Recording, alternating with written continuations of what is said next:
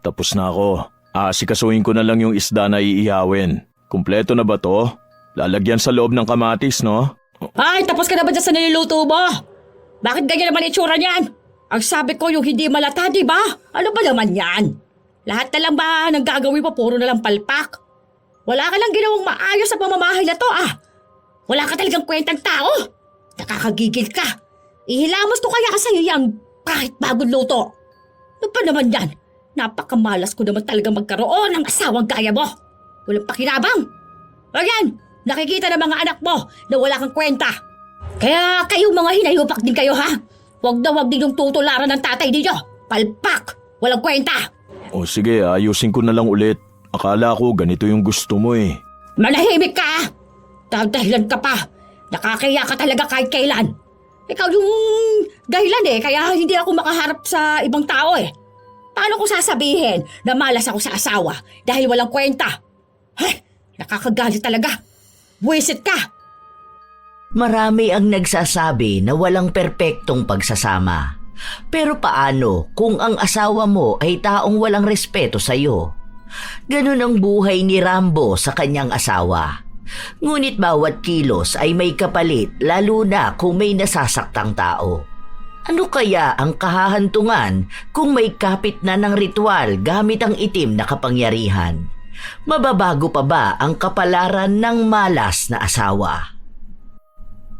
Aray ko! Bakit ba nagagalit ka na naman? Paano hindi ako magagalit? Kanina pa kita pinapauwi Hindi mo pa rin iniwan-iwan yung mga tropa mo. Pauwi naman na ako noon. Saka saglit lang naman ako dun Nakipag-usap lang ako dun sa mga kakilala ko. Hindi nga ako uminom kahit na pinapatagay nila ako. Ginagalit mo lang ako palagi. Hindi ba wala kang trabaho ngayon? Ay maglaba ka dyan. Walang gagamitin na uniform yung mga anak natin Ay John Mark, ano? Ganyan ka na lang talaga? Ika nga rito. Ako, nanggigigil na ako sa yung bata ka At ikaw rin Juliana. Bakit hindi ka pa naglilinis sa kusina? Mga animal talaga kayo? Manang-mana kayo sa tatay ninyo. Hay, buwisit! Umaga pa lang pero hindi na mapahinga ang kanilang mga tenga. Ganon sila sa araw-araw. Kung sa trabaho kahit na paano ay may pahinga, sa galit at sa bunganga ni Lani, hindi sila napapahinga. Mula sa asawa hanggang sa mga anak nito, wala siyang ibang ginawa kundi ang magdaldal. Palagi na lang siyang nagagalit kahit na wala namang ginagawa ang kanyang asawa. 2 dekada na silang mag-asawa at may 4 na silang mga anak. Tanging si Rambo lang ang nagtatrabaho at bumubuhay sa kanila. Habang si Lani, lagi lang nasa bahay o kaya ay nasa labas nakikipagtsismisan sa kanyang mga kumare. Sadyang mabait si Rambo, kaya lagi siyang inaasar na takot siya sa kanyang asawa. Kapag walang trabaho, siya ang naglalaba. Siya rin ang laging naghahanda ng pagkain nila. Siya pa ang nag-aalaga sa mga anak nila. Mahal niya ang asawa kahit na ganon, kaya kahit na marami na ang nagsasabi sa kanya na hiwalayan niya, ayaw niyang gawin. Naniniwala pa rin siya sa sinumpaan nilang dalawa. Isang araw, bagong sahod si Rambo. Nasa palengke sila ng kanyang asawa. Ano ba? Ang bagal mo maglakad? Nasira yung tsinelas ko, teka lang. Hindi na yata kinakaya ng pakulang Ang sakit na rin sa paa, pudpud na yun sa dulo Nagagamit mo pa naman, di ba? Pwede pa yan. Bili kaya ako ng tsinelas. May nakita ako dun kanina, nasa 50 pesos lang. Okay na rin yun. Matagal ko naman magagamit. Hindi ka bibili. Sige, ayusin ko na lang pala to sa bahay mamaya. Nananakit na ang paa ni Rambo dahil sa kanyang tsinelas. Gusto niyang bumili ng bago pero dahil ayaw ng misis, wala siyang magagawa. Lahat ng gamit niya ay luma na. Kapag nasira, gagawin niya lang tapos gagamitin na ulit. Hanggang nagagawa at nagagamit pa, hindi siya bibilhan ni Lani ng bagong gamit. Lahat din ng sahod niya ay diretso sa kanyang asawa. Hawak nito ang kanyang ATM at kalkulado na lahat kung magkano ang sasahurin niya. Nung umuwi na sila, naabutan niya ang kapatid niyang nasa bahay nila. Magkapit-bahay lang naman silang dalawa. Wala pang asawa si LV, kaya mag-isa lang itong nakatira sa bahay niya. Ayan na naman. Alam na sahod mo kaya nakatunga nga na naman dyan, yung kapatid mo. Huwag mo kong hihingi ng pera dahil hinihingian ka na niyan, ha? Sinasabi ko sa'yo, mawawasak sa katawan mo yung bagong bili kong wallstam mo. May trabaho naman yan, di naman yan nangihingi ng pera sa akin eh. Siguraduhin mo lang. Hindi magkasundo ang maghipag, kaya hindi sila nagpapansin ng dalawa. Tanging ang mga bata at ang kapatid niya lang ang kinakausap ni LV. Oh, bunso, wala ka bang trabaho ngayon? Ikaw rin, wala kang pasok kuya. Holiday ngayon, di ba? Ay, oo nga pala, nakalimutan ko na. Kumain ka na ba? Tapos na kanina pa. Pumunta lang ako rito kasi si Mia nagpapaturo sa akin dun sa assignment niya sa math. Ay oo, magaling ka kasi sa math. Best in math ka pa nga eh. Anong ginagawa mo kuya? Bakit inaayos mo pa yung tsinelas mo? Nasa palengke na kayo, hindi ka pa bumili dun. May mga nagbebenta dun na nasa 50 lang ha. Hindi ka makakalakad ng maayos niyan eh. Baka magkasugat ka pa sa paa. Hindi, kaya pa naman to eh. Pwede pa to. Kawawa naman yung tsinelas mo. Kung nakakapagsalita lang yan, baka sinabi na niyan sa'yo na gusto na niyang mamahinga. Bagong sahod ka, di ba? Bakit hindi ka makabili? Baka hindi ka na naman binigyan ng asawa mo. Ano ka ba? Para naman sa pamilya namin yun eh. Saka na lang ako bibili kapag kailangan na talaga. Ako na lang bibili para sa'yo. Ano bang size ng paa mo? Hindi na, wag na. Itabi mo yung pera mo. Mag-ipon ka. Kakusapin mo nga yung asawa mo, kuya. Hindi yung kapag kakausapin siya, lagi siyang nakasigaw. Akala mo laging inaaway ng mga tao na nasa paligid niya eh. Magkaroon naman kamo siya ng maayos sa pag-uugali. Kaya mo na. Ganon naman talaga siya eh. Takot na takot ka lagi sa asawa mo, no? Sabi nga nila, under the saya ka. Ganon talaga kapag may respeto sa asawa. Sana may respeto rin sa yung asawa mo, di ba? Ay, siya! Masama na naman ang tingin ng bruha na yan. Parang tigre na nakawala eh, oh. Oo nga pala, sasama ka ba pagbalik sa probinsya? Hindi ko kasi masagot yung tanong ni Mamang eh, kung uuwi ka. Hindi ko pa alam kay ate mo eh. Magpapaalam pa ako sa kanya. Oh, kung ayaw niya makita ang nanay mo, hindi ka sasama? Basta ako na lang magsasabi sa'yo kung sasama ako. Kung hindi man, magpapadala na lang ako kay Mamang. Kung makapagpadala ka nga, tsinelas nga hindi ka makabili. Tumatawa lang si Rambo pero kapatid niya ang nasasaktan sa nangyayari sa kanya. Wala siyang kalayaan. Lahat ng tao sa kanila tinutukso na si Rambo pero patuloy niya pa ring minamahal at nirerespeto ang kanyang asawa. Hanggang sa isang araw, habang nagluluto si Rambo ng kanilang agahan, malakas siyang binatukan ni Lani. Aray ko! Bakit? Ano na namang ginawa ko? Munti ka nang matapon tong niluluto ko. Ano? Yung higaan mo? Hindi mo malang pala yung pinalitan ng sapin? Sabi ko kagabi palitan mo, di ba? Nakalimutan ko na. Pagod na kasi ako kagabi. Tapos inasikaso ko pa yung mga bata pagkatapos kumain. Tapos naglinis pa ako dito sa kusina. Ang dami kong ginawa sa construction tapos babad pa ako sa arawan. Kaya pagod na ako. Wala akong pakialam! Kapag sinabi ko yun ang gawin mo! Aga-aga binibuisit mo ko, animal ka! Aray ko, wag mo akong sabunutan. Nagluluto ako. Buisit ka kasi! Ay! Tamad-tamad mo, nakakainis ka! Tinitiis ni Rambo ang bawat hampas sa kanya ng asawa niya habang nagluluto siya. Hindi pa nasiyahan si Lani, hinampas pa sa ulo niya ang takip ng kaldero. Nakikita yon ng mga anak nila na nakatahimik lang sa isang tabi. Kapag kasi nagsalita sila, alam nila na magagalit lang din sa kanila ang ina. Walang pinipiling oras o lugar si Lani. Basta nagalit siya, magagalit talaga siya. Kahit na napapahiya pa sa harapan ng ibang tao ang kanyang asawa. Ang sakit ng ulo ko dun sa palo mo sa akin. Parang nahihilo ko. Aakyat pa naman akong bubong mamaya. Dun ako gagawa. Huwag mo akong reklamuhan ha. Huwag mo naman sanayin na hampasin ako sa ulo. Wala kang karapatang pagsabihan ako. Hampasin kita sa kahit saang parte ng katawan mo kapag gusto ko. Huwag mo akong sinisimulan ngayon, Rambo. Sabi ko sa'yo, baka malumpo ka lang ngayon. Kayo! Bakit hindi nyo pabilisan kumain dyan? Ha? Isusungal-ngal ko sa'yo yung kinakain mo, Mia. Lambya mo kumain ah. Alam mo na nga na may pasok kayo ngayon. Mga buwisit talaga kayo sa buhay ko. Kaya ako minamalas dahil sa inyo eh. Sama-sama na lang sana kayo. Sama niyo ng tatay niyong bobo at walang pinag-aralan. Tanga-tanga niyan. Kaya hindi makahalap ng sahod ng malaki ang kita. Malas ko talaga. Buti pa si Marisol. Yung asawa noon, ang laki ng perang ibinibigay sa kanya. Ay ako, kailangan ko pa i-budget lahat dito sa bahay. Hindi na lang sana ako nag-asawa kung ganitong buhay lang din pala meron ako. Nag-apply na ako dun sa isang trabaho na sinasabi ni paring Mike. Bali, kapag tapos ko na yung trabaho ko ng alas 5, pasok na ako dun hanggang alas 2 na madaling araw. Hoy, kahit magdagdag ka pa na marami mong trabaho ha, mananatili ka pa rin mahirap dahil wala kang pinag-aralan. Hindi na tayo makakaangat sa lintik na buhay na to dahil sa yung bobo ka.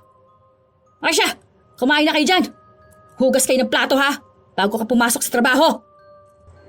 Nasasaktan si Rambo sa sinasabi ng kanyang asawa pero wala naman siyang magawa.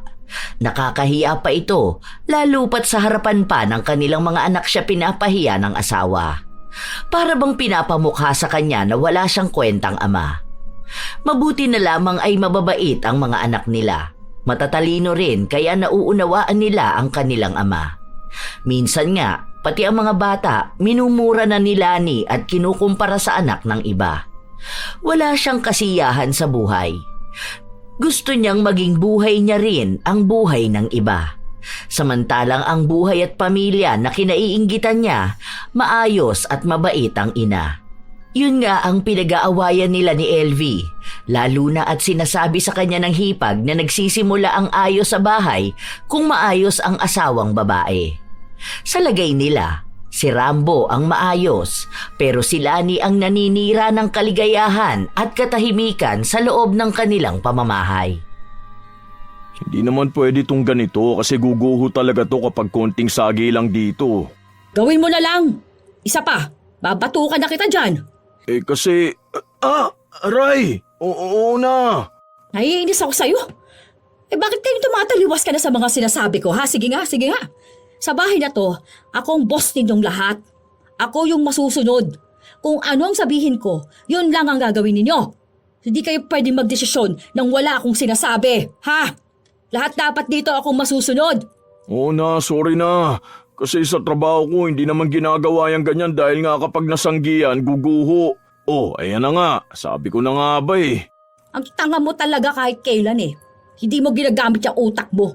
Sa bagay wala ka naman kasing utak na gagamitin. Bobo ka kasi. Ano ba yan? Buti pa yung asawa ng iba dyan magaling sa bahay. Kaya maaga akong tumatanda dahil sa'yo. Sana talaga hindi na lang ikaw ang naging asawa ko. Tanga! Aray ko! Tanga ka! Ayusin ko na lang. Alam nga naman ako mag-aayos, di ba? Ano? Wala kang silbi dito sa bahay? Kaya walang asensang buhay natin dahil sa'yo eh. Wala kang pakinabang. Wala kang ibang alam gawin. Sanay ka na maging mahirap na lang. Buwisit na buhay naman talaga to. Ayusin mo na yan. Maglalaba ka pa. Aalis ako, di ba? Sinabi ko na sa'yo noong nakaraan na pupunta ako sa binyag ng anak ni Paring June. Hindi ka pupunta doon. Anong gagawin mo doon ha? Dagdag gastos lang yon. Para may pakinabang ka naman sa buhay namin, maglaba ka. Huwag ka lalabas ha. Matutulog ako dahil inaantok ako. Kailangan ko ng pahinga sa buwisit na buhay na to. Hindi nga umalis ng bahay si Rambo. May isa pa nga siyang katrabaho na pumunta sa bahay nila. Naabutan siyang nagsasampay. Pinapasundo kasi siya. Para hindi na siya gumastos ng pamasahe, isasakay na lang siya sa motor. Hindi ako pinayagang umalis eh. Pasabi na lang, pasensya na. Sinabi ng katrabaho niya na kung pwede raw bang makausap nila si Lani para sila na lang ang magpapaalam sa kanya. Pero hindi na niya ito pinayagan dahil nga baka magsisigaw na naman sa galit ang kanyang asawa. Ilang araw pa ang lumipas, lagi na lang siyang umuuwi na pagod. 2:00 ng umaga na siya umuuwi dahil nga may isa pa siyang trabaho. Kailangan niya ng dagdag kita para buhayin ang kanyang pamilya. Nag-aaral na kasi lahat ng mga anak nila at mas lumalaki ang pangangailangan. Kapag uuwi siya ng 2:00, diretso na siyang natutulog. Sa sahig lang siya natutulog dahil maliit lang ang kama nilang mag-asawa. Ayaw na ayaw ni Lani na nasisiksik siya o nasisikipan. Kaya bumili na lang ng banig si Rambo para mas madali niya lang ding maililigpit at mailalatag. 5:00 na ng umaga noong nagising siya dahil sa sipa ni Lani. O ano? Sarap tulog mo dyan, ha? Anong oras na? Alam mo na nga na may pasok ang mga bata, di ba? Sandali lang naman, inaantok pa ako eh. Ah, ganon. O sige, o itong sipa akong gigising sa'yo. Inapak-apakan ni Lani ang mukha ng kanyang asawa para lang mapilitan itong bumangon. Kahit na nakakaramdam ng pagod at hilo si Rambo, bumangon pa rin siya para asikasuhin ang mga bata. Habang si Lani naman ay bumalik sa pagkakatulog. 8:00 pa dapat ang pasok ni Rambo sa una niyang trabaho, pero kailangan niyang gumising ng maaga para sa mga anak nila. Ilang araw pa ang lumipas, sasapit na ang kaarawan ng kanilang bunso. Gusto ko sa pool tayo nun, ha? Mag-rent na lang tayo ng cottage. Mga magkano kaya yun? Huwag ka nga magsalita dyan. Hindi ko hinihingi yung opinion mo. Para alam ko lang kasi iimbitahan ko rin sana yung mga katrabaho ko. Sinabi ko ba na pwede mo silang imbitahan? Pasensya na. Kapag sinabi kong imbitahan mo sila, tsaka mo lang iimbitahan, ha? Ayokong pinangungunahan mo ko.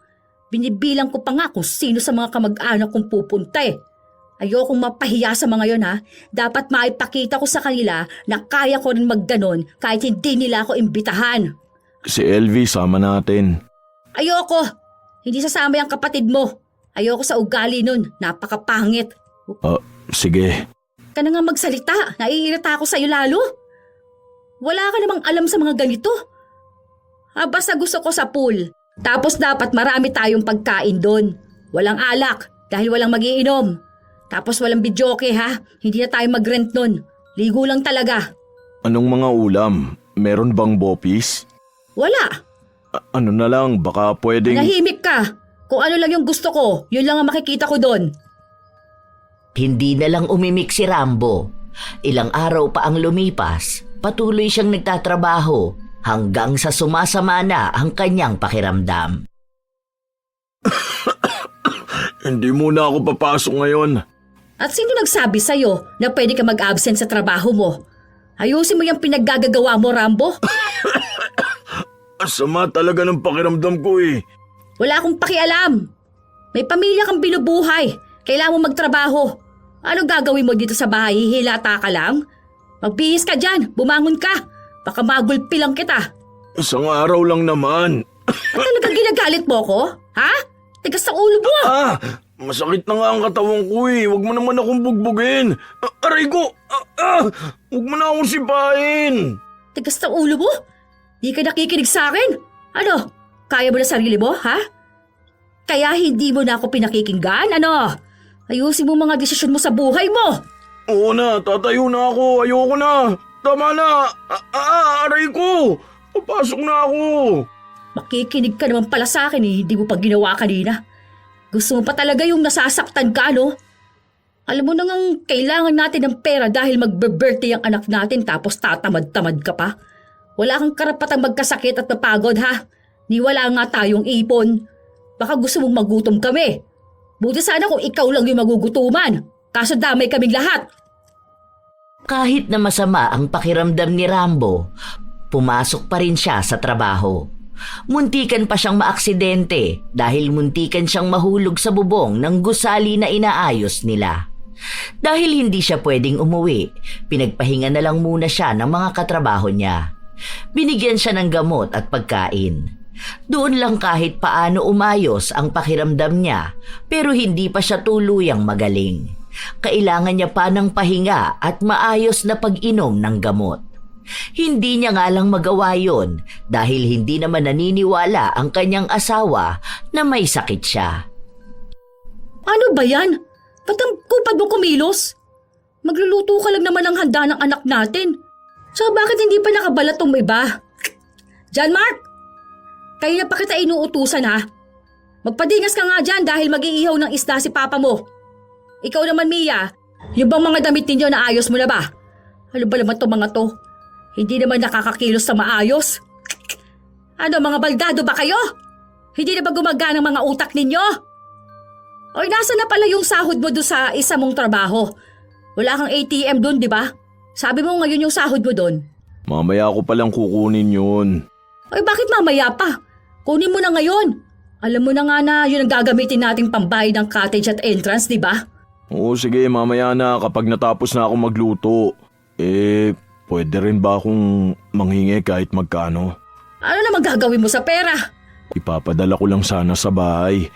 Ang tagal ko nang hindi nakakapagbigay kay mamang eh. Uunahin mo pa talaga sila kaysa sa amin ng mga anak mo, ha? Hindi yan pwede. Kahit magkano lang naman. Hindi naman sila naghahanap ng malaking pera eh. Kapag sinabi kong hindi, ibig sabihin nun, hindi, ha? Ako lang ang pwedeng humawak ng pera mo. Bilang na bilang kong lahat yon. Kaya kahit 5 duling, wala kang makukupit sa akin. Di ka na naman nakikinig sa akin eh. Ako lang ang pwedeng magdesisyon dito ha, sa pamamahay na to. Wala akong pakialam kahit na pera mo yon galing sa trabaho mo. Dahil ako ang asawa mo kaya pera ko na rin yon. Lahat ng desisyon dapat mag-oo muna ako. Kapag ayoko, hindi mo pwedeng gawin. Tagal na nating nagsasama, hanggang ngayon hindi mo pa rin alam tong ganito. Oo na, sorry na. Intindihin mo yung niluluto mo. Tapos na ako. Sikasuhin ko na lang yung isda na iihawin. Kumpleto na ba to? Lalagyan sa loob ng kamatis, no? Ano, tapos ka na ba dyan sa niluluto mo? Oy, bakit ganyan naman ang itsura niyan? Ang sabi ko yung hindi malata, di ba? Ano ba? Ko. Lahat na lang ba nagagawin mo puro na lang palpak? Wala ka nang ginawang maayos sa pamamahay na to Wala ka talagang kwentang tao. Nakakagigil ka. Ihilamos ko kaya sa iyo yan kahit bagong luto. Ano pa naman yan, leche ka? Napakamalas ko naman talaga magkaroon ng asawang gaya mo. Walang pakinabang. O yan, nakikita ng mga anak mo na wala kang kwenta. Kaya kayo mga hinayupak din kayo ha. Huwag na huwag ninyong tutularan itong tatay ninyo. Palpak. Walang kwenta. Ayusin ko na lang ulit. Akala ko ganito yung gusto mo eh. Manahimik ka. Dahilan ka pa, nakakahiya ka talaga kahit kailan eh. Ikaw yung dahilan kaya hindi ako makaharap sa ibang tao. Paano ko sasabihin na malas ako sa asawa dahil walang kwenta? Huh? Nakakagalit talaga. Buisit ka. Aray ko! Dapat masaya lang tong araw na to eh. Kaso buisit ka. Una, ayusin ko na to. Kahit na si Rambo lang ang kumikilos lahat sa bahay, nagagawa pa rin siyang saktan ng asawa. Hindi lang sa mga salita, kundi maging ang kanyang katawan. Habang umaalis ang buong pamilya ni Rambo, nakatingin lang sa labas ang kapatid niyang si Elvie. Naaawa ito sa kanyang kuya. Wala naman sa kanya kung hindi siya iimbitahan na magpunta doon sa selebrasyon. Pero yung pambubugbog at pangmamaliit kay Rambo, yon ang hindi niya matiis.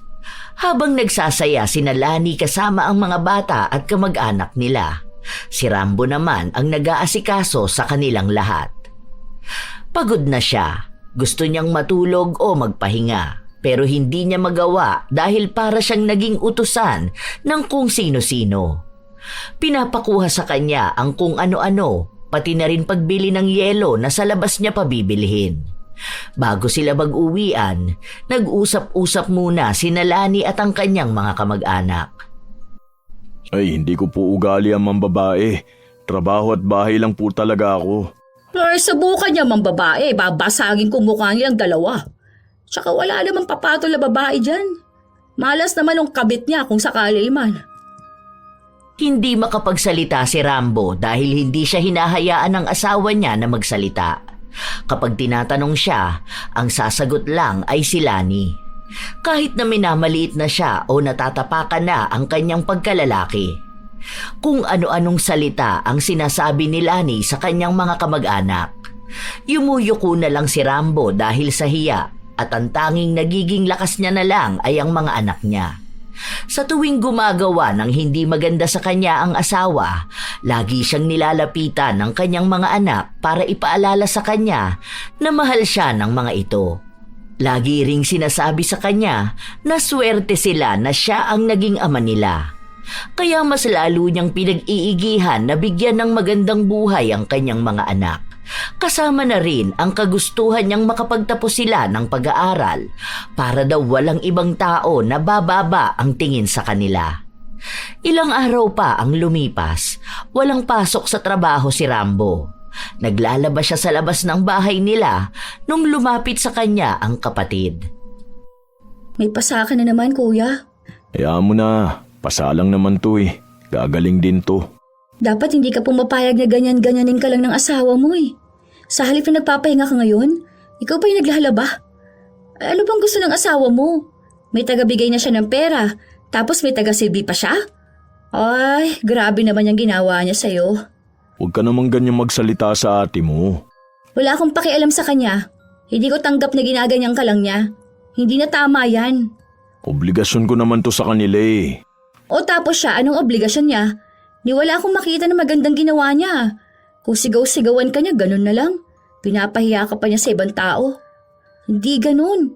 Tagal mo na nagtitiis sa kanya, kuya. Hiwalayin mo na kaya siya. E paano naman ang mga anak ko, di ba? Hindi pwede yung ganun. Nakakaawa naman sila. Saka kasal kami.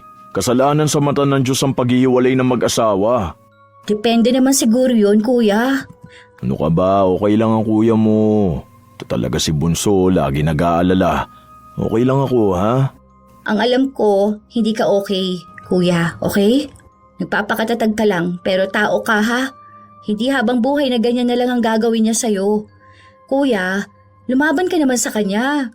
Hindi ko sinabi na bugbugin mo rin siya, pero ang sinasabi ko, yun bang ilaban mo ang sarili mo? Ilang taon mo kasi siyang hinayaan na ganyanin ka eh. Tinotolerate mo kasi siya. May mali naman kasi talaga ako. Hindi naman siya magagalit kung maayos kong ginagawa ang trabaho ko, di ba? Kung alam mo lang paano nag-aalala si na mamang sa'yo. Pasensya na ka mo kung hindi ako nakakapagpadala ng pera sa kanila, ha? Hayaan mo, kapag kaya ko naman na magpapadala ako ron. Hindi naman nila kailangan ng pera. Miss na miss ka lang din nila. Gusto nga ni mamang na magpunta ka rito para siya na lang ang dadalaw sa'yo. Sabi ko sa susunod na lang para dito sila sa bahay tumuloy. Alam ko naman na ayaw ng asawa mo dyan sa bahay ninyo. Sabihan mo ko kung kailan pupunta rito si na mamang, ha? Miss na rin sila ng mga apo nila eh. Ang mahal naman kasi ng pamasahe papunta sa probinsya. Dadaling ko sana ang pamilya ko. Akala mo naman papayag ang asawa mong gumastos ka, di ba?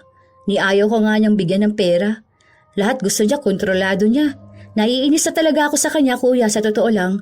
Kaunti na lang talaga makakatikim na sa akin yan. Pagpasensyaan mo na lang, LV. Hindi ako kasing pasensyoso mo, kuya, ha? Kapag alam kong mali siya, ipaglalaban kong mali siya. Hindi pwedeng siya ang boss. Hindi totoong boss sa pamilya. Wala nga siyang may pagmalaki, no? Ano ba siya dyan sa pamilya niyo? Para naging paanakan lang siya? Di naman niya naging magulang. Hindi naman naging asawa at ina. Huwag kang magsalita ng ganyan. Magsasalita ako hanggat gusto ko. Hindi niya ako pwedeng pagbawalan tulad ng pagbabawal niya sa'yo na magsalita. Hindi ka kasi lumalaban eh, kaya akala niya nakakatakot siya. Yari talaga sa akin ang bruha na yan eh. Kaya hindi sila magkasundo ng hipag dahil ganun magsalita si LV. Magkasing tapang silang dalawa. Pinapatigil na nga ni LV ang kanyang kuya na maglaba dahil oras naman na dapat ng pahinga, pero ayaw ni Rambo. Pagagalitan daw siya ng asawa kapag hindi niya naisampay ang mga damit habang may init pa ng araw. Noong hapon na, nasa loob na si Rambo habang naglilikom naman ng mga damit. Maya-maya pa, nakita ni LV na binato ng kaldero ang kanyang kuya na tumama pa sa ulo nito. Di ka pa nagsaing? Anong oras na? Mamaya uuwi na yung mga bata. Alam mo na nga na kapag uwi ng mga yun magugutom sila eh. Tapos initin mo yung ulam ha? Sige, teka lang kapag natapos ako dito. Hoy, ikaw Lani. At ano namang ginagawa mo rito babae ka? Ano? Hihingi ka na naman ng pera sa kuya mo? Ang kapal naman talaga ng mukha mo, no? Yung kuya ko na nagpapalamon sa'yo, pero anong ginagawa mo? Minamaltrato mo pa siya. Huwag ka na makialam, Bunso. Hindi kuya, hindi pwede yung ganyan eh. Binabato ka ng kaldero? Bakit? Baldado ba yung asawa mo kaya hindi niya alam kung paano magluto? Isang araw na nga lang pahinga mo, kailangan ikaw pa rin ang kikilo sa lahat? Hoy! Pamilya namin to kaya wala kang pakialam dito ha? Ako lang ang dapat susundin ng kuya mo dahil ako ang asawa niya. Tigilan mong panghihimasok sa buhay ng iba. Bilisan mo na nga dyan, Rambo! Ayokong kukupad-kupad ka dyan. Kahit na away-awayin ni LV ang hipag, wala naman siyang magiging laban dahil pinipigilan naman siya ng kanyang kuya na makipagtalo kay Lani. Walang ibang nagawa ang dalaga kundi ang manggigil. Dinig na dinig niya rin kahit nasa labas siya kung paano mura-murahin ni Lani si Rambo.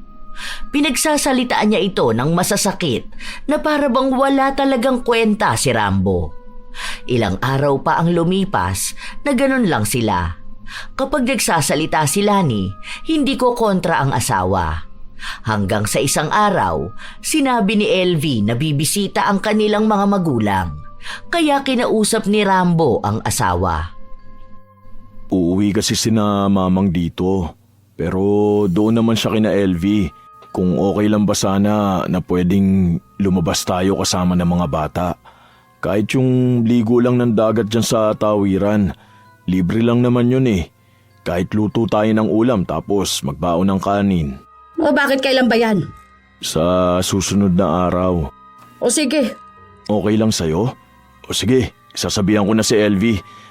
Ito pala yung sahod ko dun sa isa kong trabaho. Saka kung okay lang na bigyan mo ko kahit na 500, bibili lang ako ng ibibigay kina mamang. Saka na kapag nandito na sila. Akala ni Rambo ay pumayag na ang kanyang asawa kaya tuwang-tuwa siyang ibinalita sa kanyang kapatid na lalabas sila. Wala namang bayad sa liliguan nila kaya ang sabi ni LV, magdadala na lang siya ng pagkain. Alam niya raw kasi na hindi sila bibigyan ni Lani.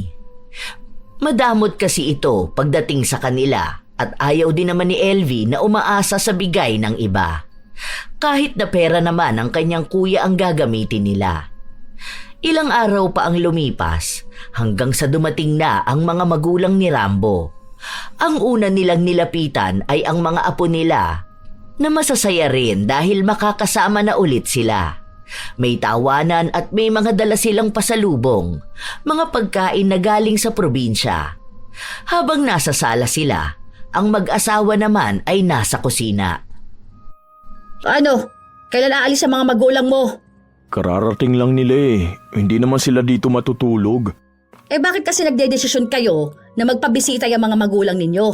Di ba sinabi ko naman sa'yo? Wala kang sinabi sa akin. Ang sabi mo pa nga nalalabas tayo, na okay lang sa'yo yun. Tapos sabi mo bibigyan mo rin ako ng 500 para bumili ng ibibigay ko kina mamang. Nababaliw ka na ba, Rambo? Wala akong sinasabing ganyan. Hindi ko alam na bukod sa tanga ka, nag-iimbento ka pa ng mga sinasabi. Hindi ako nag-iimbento, sinabi mo talaga yun. Wala akong sinabi. Bakit naman kita bibigyan ng pera? Kailangan ng mga anak mo ng pera. Hindi naman ako pumayag sa desisyon mong bumisita yung mga matatanda na yan Tigilan mo ako, Rambo Hindi mo na naman kinukuha ang desisyon ko muna Pasalamat ka, andyan ang magulang mo kung wala sila nakatikim ka sa akin. Kapal lang mukha mo na magdesisyon ng wala akong sinasabi. Anong maliligo dyan sa tapat? Kahit na libre yun, gastos naman yung pagkain. Huwag mong idadahilan sa akin na kanin at ulam lang. Binabudget natin yon. Hindi pwedeng may mga kung sinong timawa na makikikain sa atin. Huwag ka naman magsalita ng ganyan sa mga magulang ko. Wala akong pakialam na mga magulang mo sila. Huwag kang sumagot-sagot sa akin, baka sumabog ang nguso mo. Sinasabi ko sa'yo. Hindi kumibo si Rambo. Sobrang sama ng kanyang loob dahil minsan na nga lang niya makita ang mga magulang. Ganun pa ang mangyayari na para bang kailangan na niyang paalisin agad ang mga yon. Lalaki siya, hindi niya kayang umiyak pero mukhang dama ng kapatid niyang malungkot siya. Kaya ito na lang ang sumasalo sa kanya. Pinakiusapan na lang niya ang asawa na makisama kahit na isang araw lang. Pero wala pang isang oras na nasa dagat sila, wala na agad sa mood si Lani. Lagi na siyang iritable kapag kinakausap siya. Hindi niya rin sinasagot ang mga tanong sa kanya. Sa halip ay nakaupo lang siya sa isang gilid. Pinapadama niya na wala siyang pakialam sa kanyang mga biyenan. Ilang araw pa ang lumipas, umalis na rin ang mga magulang ni Rambo. Masaya ang mga bata, kaya yun na lang din ang kanyang iniisip. Pero kapag sasagi naman sa isipan niya ang mga magulang niya, nakakaramdam siya ng kirot sa kanyang dibdib. Anong dinadrama-drama mo dyan? Magkikilos ka nga. Nakita mo lang mga magulang mo, ganyan ka na. Sensitive mo namang lalaki. Kaya di ka talaga umaasenso dahil ganyan ka eh. Madrama sa buhay. Malas.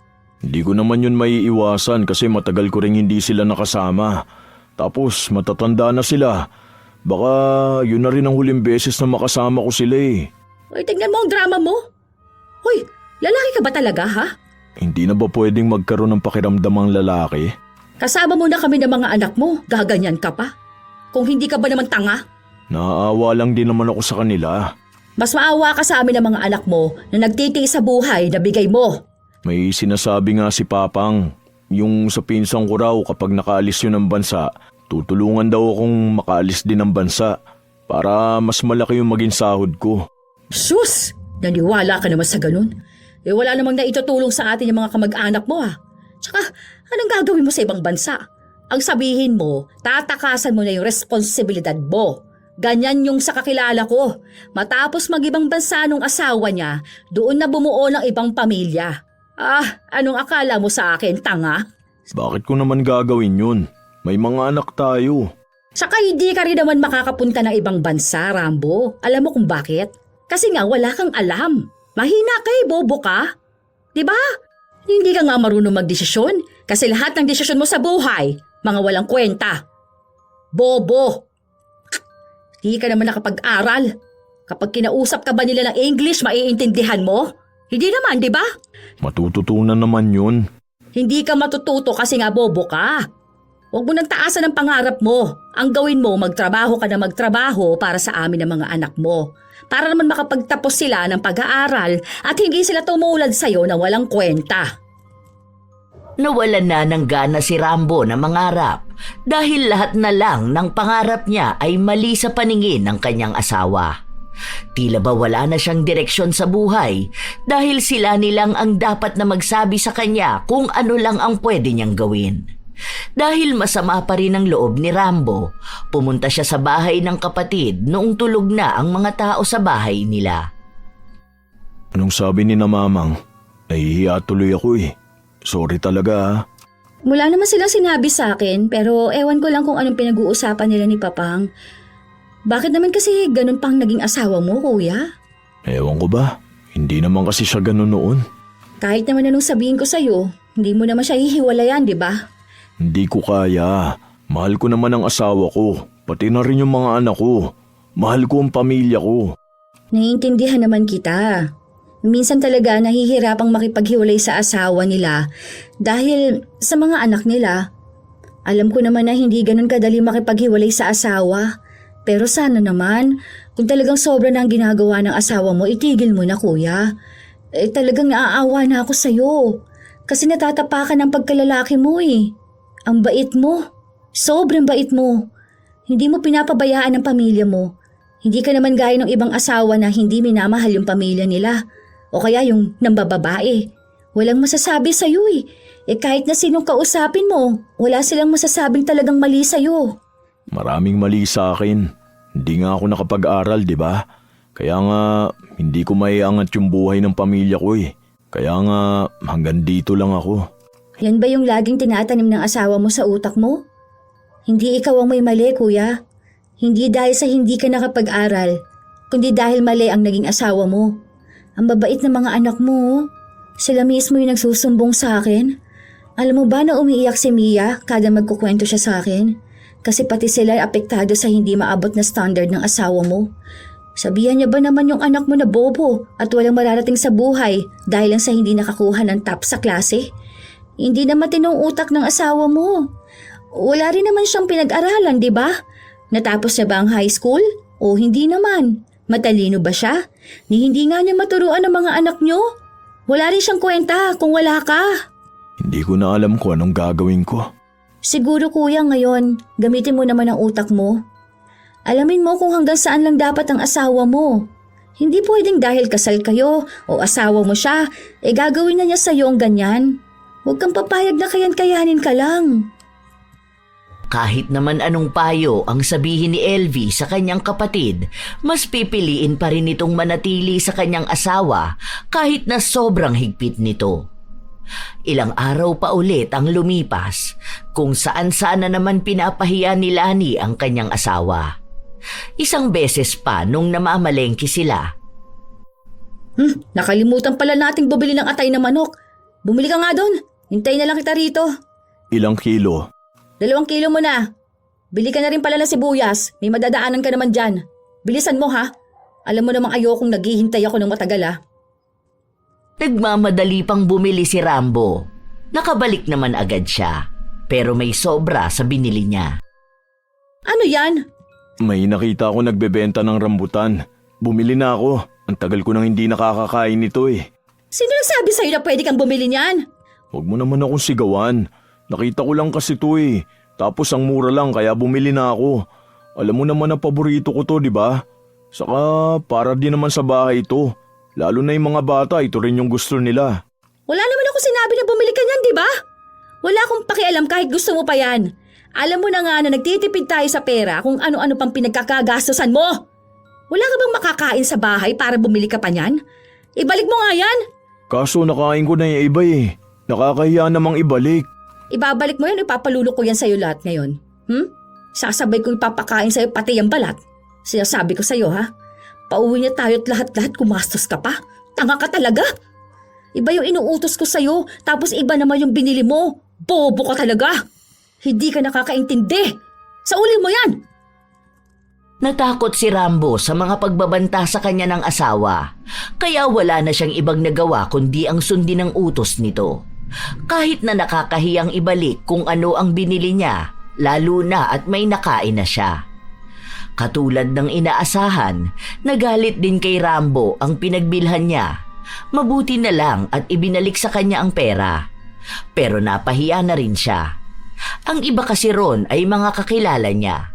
Hanggang sa makauwi sila ng kanilang bahay ay inaaway siya ng kanyang asawa. Paulit-ulit na sinasabi sa kanya ang ginawa niya.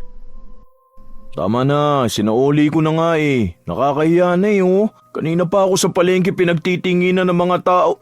Huwag mo akong sabihang tumigil sa pagsasalita ha. Wala kang karapatan. Magsasalita ako hanggat gusto ko. Kung di ka naman sana gumagawa ng ikagagalit ko, hindi naman sana ako ganito, di ba?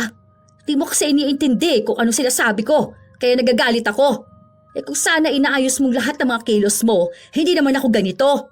Huwag ka kasing tanga. Sige, magsalita ka pa. Dudugo yung nguso mo.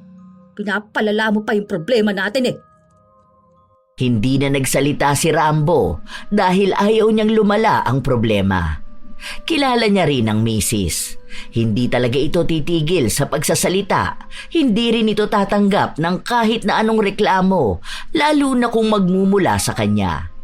Dahil para kay Lani, walang saysay ang mga sinasabi niya, kaya hindi siya pakikinggan. Hanggang sa ilang araw pa ang lumipas. Tila ba may nagbabago kay Lani? Hindi nila alam kung bakit hindi na siya sumisigaw. Hindi na rin siya laging nagagalit. Isang araw, habang naghuhugas ng plato si Rambo, nabitawan niya ang platito. Nabasag yon kaya takot na takot siya, lalo pa at naroon na ang kanyang asawa sa loob ng kusina. Sorry, hindi ko naman sinasadya. Nabitawan ko lang. Dumulas kasi sa kamay ko dahil may sabon. Lilinisan ko na lang, sorry. Ako na lang maglilinis. Huwag ka nalang lumapit dyan, baka masugatan ka pa. Hindi ka ba galit? Bakit naman ako magagalit? Hindi mo naman sinasadya. Tsaka gano'n naman minsan. Hindi naman niya maiiwasan. Hindi mo ba ako sisigawan? Hindi mo ba ako mumurahin? Baka naman iampas mo sa akin yung walis. Hindi naman, ano ka ba? Sinabi ko na nga na hindi naman yan sadya. At normal lang naman makabasag ng gamit. Kasi malamang babasagin yan. Takang-taka si Rambo kung bakit ganon ang kanyang asawa. Akala nga niya isang beses lang yun o kaya ay babalik sa pagiging mapagmando ang kanyang asawa, pero nagtagal yon ng 1 buwan. Hindi lang sila ang nagtaka dahil maging ang mga kapitbahay nila ay nagtaka sa pagiging tahimik ng kanilang bahay. Isang araw, walang pasok sa trabaho si Rambo. Maglalaba na sana siya nung nakita siya ng asawa na naglalaba. Ako na dyan. Magpahinga ka na. Day off mo talaga ngayon. Hindi na ako na dyan. Baka mamaya magalit ka sa akin kapag hindi ko yung ginawa. O kaya tutulungan na lang kita. Hindi na ako na nga. Kaya ko naman to. Ang dali lang kaya maglaba. Sige na, magpahinga ka na. Kailangan mo magpahinga dahil wala kang ibang ginawa kundi ang magtrabaho. Ha? Sure ka ba? Oo naman. Bakit naman ako hindi magiging sure? Ako na, baka magalit ka eh. Hindi nga ako galit, ano ka ba naman? Ako na nga rito. Gawain ko ito bilang asawa mo, di ba? Kaya magpahinga ka na dyan. May pagkain na pala. Nagluto ako ng merienda. Sabihin mo lang kung gusto mo ng Coke, ibibili kita. Ano bang nangyayari sa'yo? Sigurado ka bang ayos ka lang? Ano bang iba sa inaasta ko? Wala naman. Hindi pa rin makapaniwala si Rambo na paanong sa isang iglap, ganun ang nangyari sa kanyang asawa. Ang ilang taon niyang tiniis na maingay na asawa at laging nang mamaliit sa kanya, naging maamo. Ito na ang naghahain ng pagkain niya, naghahanda ng mga gamit niya. Minsan, kapag umuuwi siya galing sa trabaho, ay hinihilot pa siya nito. Ang daming magagandang salita na lumalabas sa bibig ng asawa. Minsan nga iniisip niya kung asawa niya pa ang kasama niya. Pati mga anak nila ay nagtataka dahil kapag nagkamali sila noon, binubugbog sila ng kanilang ina. Ngayon, kahit na magkamali sila, pinapagalitan lang sila pero hindi ganoong sobrang galit. Hindi tuloy nila alam kung matutuwa ba sila o baka nananaginip lang sila at isang araw bigla na lang silang gigising na bumalik na sa dating ugali ang kanilang ina. Isang araw, nagpunta si LV sa bahay ng kapatid kung saan nakaupo lang ang kuya niya at nanonood ng TV. Tahimik ng bahay niyo ah. Nakakapanibago, no? Bakit? Mas gusto mo ba yung may nagsisigawan at nagmumurhan palagi? Hindi naman sa ganun. Naninibago lang ako sa inaasta ng asawa ko. Hindi ko alam kung bakit ganun siya eh. Alam mo yun? Yung parang bigla siyang bumait. Tapos ngayon, pinapakinggan niya na yung mga opinion ko. Pinapayagan na rin niya akong gawin ang gusto ko. Hindi niya na ako pinapahiya, ganun. Tapos parang ramdam ko na may silbi na ako sa buhay. Eh di mas maganda nga yung ganun, di ba? O at least, hindi na siya yung klase ng asawa na laging galit at mababa ang tingin sa'yo. Ano, masaya kapag masaya ang bahay, di ba? Kapag hindi baliw ang asawa. Ganyan sana ang buhay mo eh, kung hindi ka malas sa asawa. Kinakabahan nga ako na baka biglang bumalik sa dati si Lani. O kaya, maging mas malala pa siya. Hindi na yan babalik sa dati. Ha? Paano mo naman nasabi? Wala naman. Yan lang ang alam ko. May ginawa ka ba? Ha? Wala ah. Ano naman gagawin ko? Ano nga? Bigla ko lang naisip ngayon lang. Baka naman may ginawa ka ha? Baka mamaya ganun ginagawa mo sa kwento ni Lola. Ano bang kwento ni Lola? Hindi ko na kaya gaanong naaalala yun. Yung ganun sa kwento niya na mga pampaamo ng tao? Ay, ngayon ko lang naisip yun ah. Kaya pala biglang nagbago si Lani. Kasi nakakapagtaka eh. Hindi talaga ganun kadali magbago ang isang tao. Anong ginawa mo, LV? Oh, okay naman ang ginawa ko, di ba? Wala namang masama doon. Naiinis na kasi ako eh. Lagi ka na lang niyang sinasaktan. Naawa na ako sa'yo, no? Ang bait mo na nga. Tapos, ganun pa yung mararanasan mo sa asawa mo? Ay, sinabi ko na nga ba eh. Nagpagawa ka pa talaga ng ritual? Kanino ka lumapit? Kay Auntie Rose. Pero ano, sabi ko, huwag niya sasabihin kay na mamang. Oh, di ba takot ka rin sa paggalit ni na mamang? Kasi naman, bakit naman lumalapit ka sa mga ganyang klase ng ritual? Alam mo namang masama yun eh. Hindi naman siguro yun masama kung magiging maganda naman ang resulta, di ba? Isa pa, para naman sa inyo yun. Maganda naman yung intention ko nung ginawa ko yun eh. Hindi naman yun basta lang. Maganda man ang intensyon mo o hindi, ganun pa rin yun. Masama pa rin lumapit sa itim na kapangyarihan dahil lahat may hangganan. Pansamantala lang yung pagiging mahinahon ng asawa ko. Tapos darating ang araw na babalik na naman siya sa dati. Parang lalo mo lang pinahirap yung sitwasyon namin dito eh at ng mga anak ko. Kasi parang pinaasa kami sa pagbabago ni Lani na hindi naman totoo. Ayaw mo naman kasi siyang hiwalayan. Kaya ako na lang yung gumawa ng paraan. Masama ba yun? Na gusto ko lang naman maging maayos ka, tsaka yung mga bata. Nandun na tayo, naiintindihan kita sa ginawa mo. Pero kasi, alam mo yun, ang hirap tanggapin na hindi yan totoo. Nababalik siya sa dati. Sana hinayaan mo na lang ako sa desisyon ko na ganito, di ba? Sige, sorry na. Hindi ko na uulitin. Sorry na talaga. Pero sana naman kuya, magpakalalaki ka naman.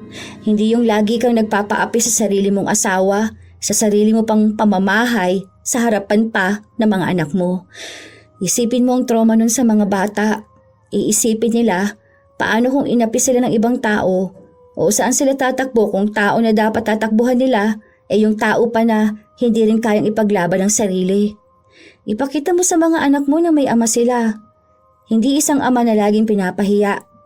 Yung ama na alam nilang kaya silang ipagtanggol kahit pa sa sarili nilang ina. Sa totoo lang, ang mga salitang sinasabi ni Elvie ay mga bagay na matagal nang iniisip ni Rambo. Ilang araw pa ang lumipas, mabait pa rin si Lani, pero hindi yun tinatanggap ni Rambo dahil alam niyang isang araw babalik ang tunay na ugali ng kanyang asawa. Oh, tara na, kain na tayo. Ano, kumusta naman ang kamay mo? Masakit pa ba? Hindi na gaano. Hilutin ko na lang ulit mamaya. Hayaan mo, gagaling din yan. Sana ganito ka na lang. Yung totoo. Ano bang sinasabi mong totoo? Hindi ba ako totoo? Ganito ka nung bago tayo eh. Sana naging ganito ka na lang talaga. Kaya mo naman pala yan eh. Ikaw?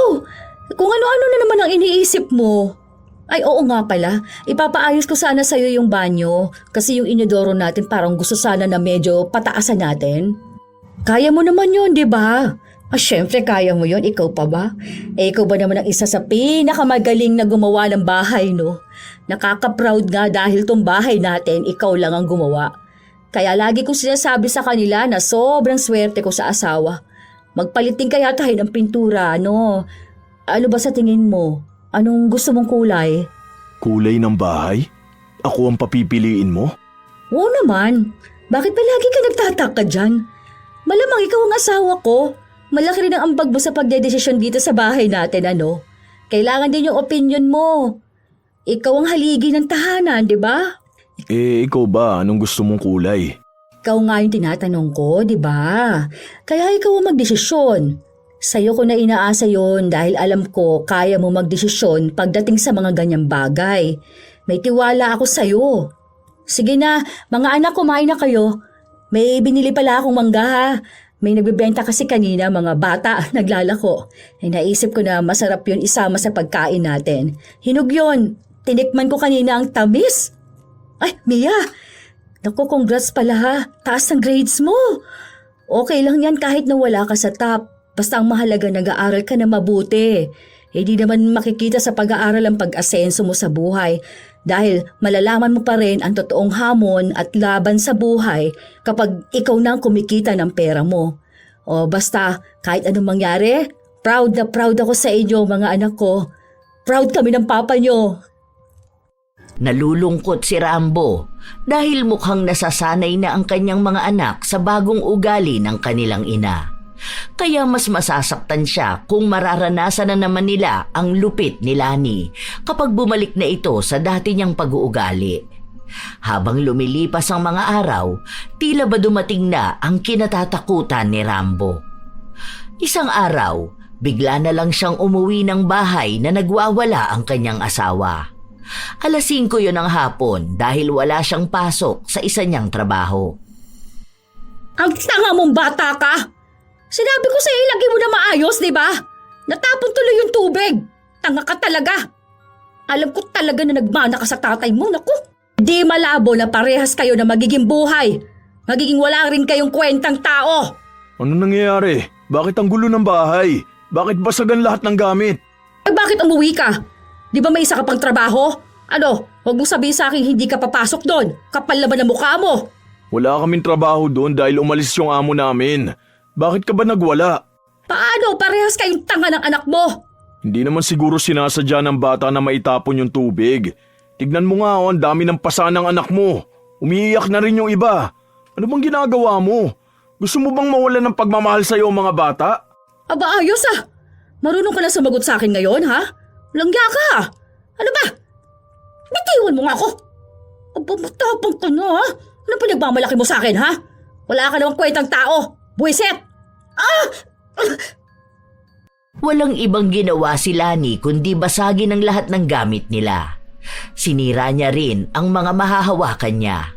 Pati gamit sa kusina, pinagsisira niya. Binabato niya rin sa kanyang asawa ang mga gamit na matitigas. Wala rin siyang tigil sa pagmumura. Kung magalit siya, para bang ayaw na niyang buhayin ang pamilya niya. Tama na! Wala kang karapatang patigilin ako. Manahimik ka. Ikaw ang manahimik! Ilang taon na ako nanahimik sa'yo. Di mo ako pwedeng palaging patatahimikin. Ako ang asawa mo. Ako ang dapat susundin mo. Tapos na ako sa pag-intindi sa'yo. Ayoko na. Pagod na ako. Anong sinasabi mo? Ano, hihiwalayan mo ako? Kung kaya mo. At sino naman nagsabi sa'yo na hindi ko kaya? Ako ang bumubuhay sa pamilya na to. Kaya wag na wag mong sasabihin na hindi ko kaya nang wala ka. Nagtitiis lang ako sa'yo dahil sa kasal na sinumpaan natin at sa mga anak natin. Nanahimik ako at naging sunod-sunuran dahil akala ko yun ang tamang paraan para matawag akong mabuting asawa at ama. Pero mali ako. Hindi madadala ng pagiging responsable ko ang galit na hindi mo maintindihan sa sarili mo. Hindi kami ang labasan ng galit mo. Pagod na ako manahimik kapag sinasaktan mo ko at ang mga anak natin. Hindi na ako papayag. Sige, lumayas kayo. Pero sinasabi ko sa inyo, hindi mo kakayanin nang wala ako sa buhay mo dahil wala ka namang kwentang tao. Bobo ka eh. Wala kang pinag-aralan, kaya hindi ka aasenso sa buhay. Dadalhin mo lang sa kahirapan ng mga bata. Sige, para magsisi ka sa mga desisyon mo sa buhay. Wala akong pagsisisihan. Ito ang unang desisyon ko sa buong pagsasama natin na paninindigan ko ng buong buo. Para na to sa mga anak natin. Ngayon aasta ka na mabuti kang ama. Eh kung talaga mabuti kang ama, hindi mo sila hahayaang maging mahirap. Alam mo kung bakit tanga ang mga bata na yan? Kasi katulad mo sila. Sa dami ng mamanahin nila, yung pagiging tanga mo pa. Kahit na anong sabihin mo, wala na akong pakialam. Tanga ako sa paningin mo at sa paningin ng lahat dahil nanatili ako sa'yo. Pero ngayon, hindi na. Tapos na tayo. Kinuha ni Rambo ang mga bata. Hindi niya alam kung saan sila titira, pero mabuti na lang ay may malapit siyang kamag-anak na walang ibang kasama sa bahay. Hindi niya kasi pwedeng dalhin sa bahay ng kanyang kapatid, lalo na at kapitbahay lang naman sila. Mas madaling mapupuntahan ni Lani. Wala silang dala na kahit anong gamit, kaya hindi nakapasok sa paaralan ng mga bata. Naaawa si Ramon sa inabot ng kanilang mga anak. Takot na takot pa rin ang mga ito. May isa pa siyang anak na umiiyak habang tulog dahil nananaginip siyang binubugbog sila ng kanilang ina. Hanggang sa kinabukasan, bumisita si Elvie sa bahay kung nasaan ang kanyang kuya. Nagwawala yung baliw mong asawa. Ayun, sinunog yung mga gamit nyo. Pati mga gamit ng mga bata. Kawawa naman mga pamangkin ko. Hindi muna makakapag-aral ngayon. Pero baka pwede pa naman kung pakikiusapan ng mga teacher nila. Maiintindihan naman siguro na walang-wala muna sila kahit na ano. Lalo na yung mga notebook nila. Buti na lang inalis mo ang mga anak mo dun. Ano raw ba nangyari? Sabi ni John Mark, naglagay siya ng tubig sa ref tapos parang hindi niya naisara na maayos yung takip. Tapos nung kumuha ng tubig yung kapatid niya, natapon yata. Pupunasan naman daw nila kaso nakita ng mama nila. Mayun, binugbog sila. Nakakatakot naman. Wala na yung pinagawa ko, no? Yun ang nga ang sinasabi ko sa'yo eh. Nagbigay ka lang ng peking paniniwala sa mga anak namin at sa akin na nagbago na si Lani. Pero nung nawala na, balik na siya sa pagiging bayolente niya. Mas malala pa yata. Parang yung mga buwan na mabait siya, naipon na bigla na lang sumabog. Sorry naman, di ba? Hayaan mo, tutulungan ko naman kayo. Naghahanap nga ako ng uupahan nyo eh. Pwede doon na rin ako lumipat para may kasama ang mga bata. Naawa ako sa mga pamangkin ko. Hindi ko pa alam. Basta ako rin naaawa sa mga anak ko eh. Hindi ko akalain na ganun yung magiging takot nila. Malala ang trauma ng mga bata na yan, kuya. Mahihirapan sila makalimutan yun. Eh parang lahat na magiging kilos nila, kahit na malalaki na sila, maaalala nilang sinasaktan sila. Pinatagal ko pa kasi. Pero buti naman, nagawa mo na rin magsalita para sa sarili mo at para sa mga anak mo. Hindi ko rin alam kung saan ako kumuha ng lakas ng loob. Basta bigla na lang ding lumabas sa bibig ko ang mga salitang yon. Tapos parang ang tapang ko. Yun yung unang beses na sumagot ako kay Lani. At kahit na anong patahimik niya sa akin, hindi niya ako napatahimik. Baka kasi punong-puno ka na sa mga pinaggagawa niya. Baka bigla ka na lang naging lalaki na hindi na nagtatago sa saya ng asawa mo. Hindi ko rin alam. Baka nga. Basta ang iniisip ko na lang ngayon, yung mga bata. Gumawa ng paraan si Rambo para maging maayos ulit ang buhay ng kanyang mga anak. Pero hindi pa rin nawawala ang takot sa kanila. Minsan nga, kahit na simpleng pagkakamali lang, nakikita na ang panginginig sa mga bata. Natatakot sila na bigla na lang silang masasaktan. Kaya laging sinasabi ni Rambo na wala nang mananakit sa kanila. Magkakasama na sila para sa bagong simula. Hanggang sa isang araw, bigla na lang sumugod si Lani sa bahay na tinutuluyan nila. Hindi niya alam kung paano sila natuntun doon. Ano? Nagmamatigas ka talaga? Ayaw niyo bumalik sa bahay? Akala niyo ba kaya ninyo na wala ako? Nagsisimula na nga kami ng buhay na wala ka, di ba? Ganyan ba yung klase ng ama na sasabihin mong mabuti? Yung ahayaan ng mga anak niya na walang ina? Anong klaseng asawa ka niyan? Parang hindi mo alam kung ano yung pinangako mo nung nagpakasal tayo ah. Hindi ko naman nakakalimutan yon. Pero mukhang ikaw yung nakakalimot. Manahimik ka! Kapal na mukha mo sumagot sa akin. Oo, dahil may boses din ako. Hindi mo ako pwedeng patahimikin. Wow, ibang klase ka na ah. Ano pinagmamalaki mo sa akin? Wala ka namang kwentang tao.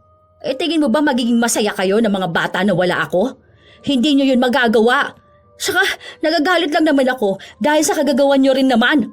Kung sinusunod nyo lang ang lahat ng gusto ko, di ba? Sinusunod naman lahat, di ba? Ikaw yung walang kasiyahan. Pagod na akong lagi maging pipi. Pagod na akong walang boses at yung iyo lagi ang dapat na pakinggan. Lagi na lang akong walang ginawang tama para sa'yo. Dahil wala ka naman talagang ginawang tama. Ano bang akala mong ginagawa mo? Yung magtrabaho na mababang sahod? Sa bagay, mababang uri ka naman talaga ng tao kasi. Di wala kang ibang alam gawin, di ba? Wala kang ang utak. Mahina kang tao eh. Mahina kang lalaki. Hindi mo na ako madadaan sa pagbaba sa sarili ko. Bahala ka na lang sa buhay mo. Maghanap ka na lang ng lalaking mamahalin ka ng higit sa pagmamahal ko. Humanap ka ng taong mas mataas sa akin. Yung maaabot ang standards mo. Kasi ako, tapos na akong tanungin lagi ang halaga ko. Napagtanto ko na hindi ako mababa. Hindi totoo na wala akong kwenta. Yun lang yung gusto mo maramdaman ko para isipin kung hindi ako mabubuhay kapag wala ka. Pero ang totoo, ikaw ang hindi mabubuhay nang wala ako. Mahal kita, pero nakakapagod ka na. Akala ko kaya kong magtiis basta may pagmamahal pa. Pero ang nagsasakripisyo rito yung mga bata.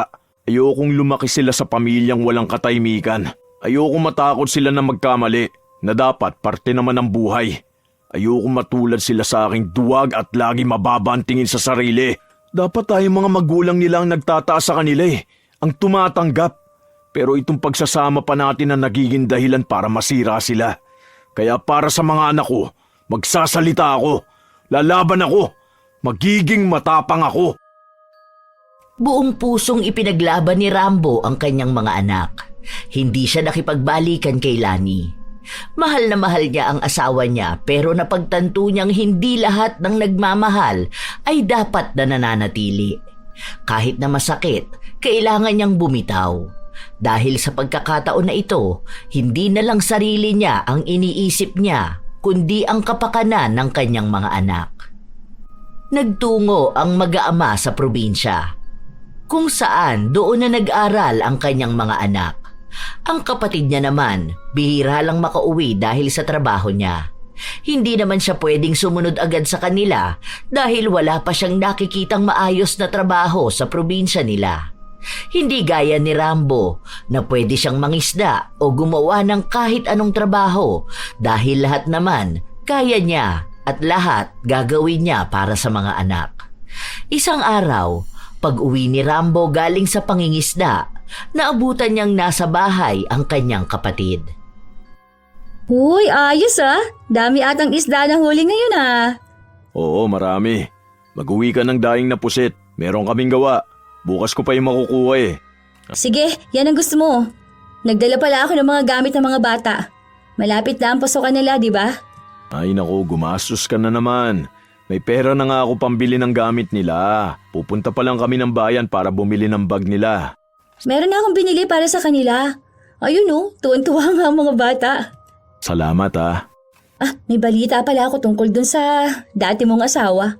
Kahit hindi ka na magbalita tungkol sa kanya, hindi ko na rin naman siya iniisip ngayon eh. Nakakaawa na nga siya ngayon. Pero siguro, karma na rin niya yun. Bakit? Ano bang nangyari sa kanya? Bushes! Tignan mo. Gusto mo rin pala malaman eh. Malamang, sinabi mo na eh. May bago yung kinakasama. Doon pa rin sila sa dati ninyong bahay. Ewan ko ha, bago lang sila. Siguro mga 5 months pa lang silang dalawa. Kawawa siya doon sa bago niyang asawa, kuya. Kung anong binait mo, yun namang ikinagaspang ng ugali nun. Dati siya yung nagsasalita sa'yo, di ba? O ngayon, siya na yung hindi makapagsalita. Sobrang tamad pa nung lalaki. Aba, siya yung nagtatrabaho at bumubuhay doon, no? Nasa bakery siya ngayon na mamasukan. Adik pa ata yung lalaki na yun. Paano? Parang lubog yung pisngi. Mabisyo pa, sugarol. As in, lahat asa lang sa dati mong asawa. Tapos kung ano-ano pang sinasabi tungkol sa kanya. Kahit na nasa labas sila, yun, sinisigaw-sigawan lang siya. Pinapahiya siya, ganun. Kawawa naman pala siya. Kung makapagsabi siya sa'yo noon na wala kang kwenta, no? Tapos lalabas na siya pala talaga yung walang kwenta at yung ipinalit niya sa'yo, mas malala na walang kwenta. Swerte na siya noon. Ginawa niya pang malas ang sarili niya ngayon. Wala eh. Karma na rin siguro yun para ipakita sa kanya kung ano yung nawala sa kanya. Para ipadama sa kanya yung ginawa niya sa inyo ng mga anak mo. Kawawa naman kung iisipin pero deserve niya naman yun. Kung naging mabuti sana siyang asawa, edi may mabuti sana siyang pamilya, diba? Hayaan na lang natin siya. Ikaw ba kuya? May bago ka na bang asawa? Ilang taon ng mga anak mo? Saka taon na rin naman kayong hiwalay ni Ate Lani. Hindi ko na yun iniisip no. Kaya ko namang alagaan ng mga anak ko eh. Ikaw ba? Kailan ka mag-aasawa? Ilang taon ka na Mag-anak ka na para hindi naman yung mga anak ko ang ginagastusan mo. Wala ba nga akong nakikilala ng matinong lalaki. Gusto ko makahanap ng asawa na magpapakaasawa, no? Hindi yung ilang taon lang magbabago ng ugali. Gusto ko yung talagang magiging mabuting ama rin sa magiging anak namin. Kahit na hindi mayaman sa pera, basta mayaman sa pagmamahal at sa pangarap. Basta maging mabuting asawa ka rin ha. Dahil minsan, naghahanap tayo ng mabuting asawa habang tayo mismo ang hindi mabuti. Di ko naman susuntukin ng asawa ko, no? Depende na lang kung maglolo ko siya. Tanggal talaga lahat ng ngipin niya. Loko ka talaga. Tara na nga, magluluto pa ako ng paborito mo. Sinigang na isda at maraming talbos ng kamote. Na may siling labuyo? Maana talaga sa yung pamangkin mo. Hindi na makakain kapag walang sili. Siyempre, magmamana talaga sila sa kanilang tita ganda. Naitaguyod naman ni Rambo ang 4 niyang anak. Napapaaral niya ang mga ito dahil masipag siyang magtrabaho. Kahit na halos wala na siyang pahinga, basta makalikom lang siya ng pera na maibibigay sa mga bata na maabot ang kanilang pangarap. Nakapagpatapos na siya ng isa sa kolehiyo na ngayon ay nagtatrabaho na rin at tumutulong sa kanya para pag-aralin at buhayin ang iba pa. Masaya silang magkakasama. Hindi na nagkaroon pa ng asawa si Rambo dahil kahit na ilang taon na silang hiwalay ng asawa, nakatali pa rin siya sa sinumpaan nilang dalawa. Ipinangako niya rin na si Lani pa rin ang babaeng mamahalin niya hanggang sa kamatayan. Mahal na mahal niya pa rin ang asawa. Kaya kahit hindi nakikita ng iba, ay nagdurusa siya sa pangungulila sa asawa. Pero kahit na ganon, hindi pa rin niya naisipan na balikan ito. Sapat na sa kanyang mahal niya ito kahit hindi sila magkasama. Hindi mo talaga masasabi kung paano malalaman ang malas at swerte sa pag-aasawa. Minsan, may mga pagkakataon na sinusubukan samahan. Sa kakulangan, sa pagod, sa galit at sa mga problemang hindi inaasahan. Bahagi yon ng pagsasama. Ngunit may hangganan ng lahat ng pagsubok. Hindi dapat kasama sa pagmamahalan ang pagdududa sa sariling kakayahan ng kapareha. Ang pag-aasawa ay hindi lugar kung saan unti-unting winawasak ang kumpiyansa ng isa. Hindi rin ito dapat nagiging dahilan para iparamdam sa asawa na siya ay walang silbi, walang boses at walang halaga. Ang tunay na pagmamahal ay hindi nananakit, hindi sa pisikal at lalong hindi sa salita. Sapagkat sa oras na ang pananakit ay naging normal, sa sigaw, mura, pangmamaliit at pananakot, unti-unti nang nawawala ang respeto. At kapag nawala ang respeto, hindi na yon pagmamahal kundi kapangyarihan na lang ang nangingibabaw. Ang pagsasama ay dapat may balanse. May karapatan ang bawat isa na marinig, igalang at pahalagahan. Ang pagmamahal ay hindi dapat ipaglaban sa pamamagitan ng pagtitiis sa abuso. Hindi malas ang mag-asawa dahil sa kahirapan o kakulangan. Nagiging malas lamang ang isang pagsasama kapag pinili ng isa ang manakit at ng isa naman ay patuloy na magpatawad kahit wala ng pagbabago. Ang tunay na swerte sa pag-aasawa ay hindi nasusukat sa tagal ng pagsasama, kundi sa kapayapaang nararamdaman sa loob ng tahanan.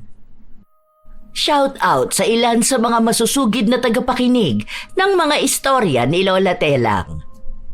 Hazmen de la Cruz, Alom Doday, Jepoy Batli, Wilfred de la Cruz at Marijen Regino, Tara Dabi, Hasmin Vicente, Ami Bag, Nanette Carson, Reggie Feliciano from Laguna, Ann Likit from Nueva Ecija, Carol Silorio, Nika Morowaka, Sani Colina, Melody Rupa, Dominica Escarmosa, Aurelia Go, Graham Channel, Gili, Cristila Magdadaro, Hazel Fiesta, Sydney Crosswind, Lance MBB, Francisco Neng, Ann Anyosa, Lani Capile, Dina La Victoria, Delia Catu from Alabang. Shout out din sa lahat ng mga bayaning OFW sa iba't ibang sulok ng mundo. Ito ang inyong Lola Telang at maraming salamat sa walang sawa ninyong pakikinig araw-araw mga apo.